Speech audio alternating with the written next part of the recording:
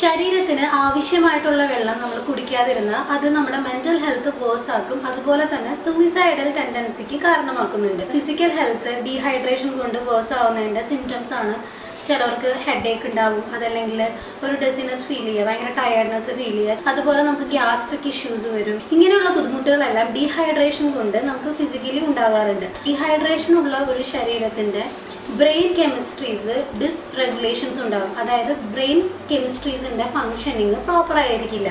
നമുക്കൊരു പുറമേ നിന്ന് ഒരു വലിയൊരു സ്ട്രെസ് ഉണ്ടെന്ന് വിചാരിക്കാം.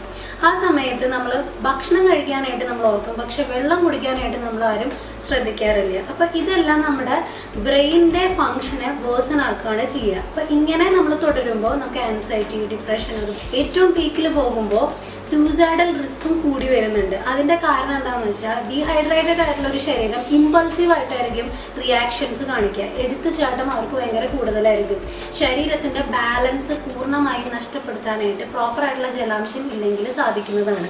നമുക്കറിയാം നമ്മുടെ കാലാവസ്ഥ ഇപ്പോൾ ഭയങ്കര എക്സ്ട്രീമിലാണ് ഇരിക്കുന്നത്. അതായത് മഴയാണെങ്കിൽ അങ്ങേറ്റം നല്ല മഴയായിരിക്കും, വെയിലാണെങ്കിൽ ഭയങ്കര വെയിലായിരിക്കും. അപ്പം അവിടെ നമ്മുടെ ശരീരവും എക്സ്ട്രീം ആയിട്ടുള്ള റിയാക്ഷൻസ് കാണിക്കാനായിട്ടുള്ള സാധ്യതകൾ കൂടുതലാണെന്ന്. ഡീഹൈഡ്രേഷൻ വരുത്താതെ പ്രോപ്പറായിട്ട് വെള്ളം കുടിക്കുക, സിട്രിക് ആയിട്ടുള്ള ജ്യൂസുകൾ, മുസംബി, ഓറഞ്ച്, ലെമൺ ഇതുപോലുള്ള ജ്യൂസുകൾ കുടിക്കുക.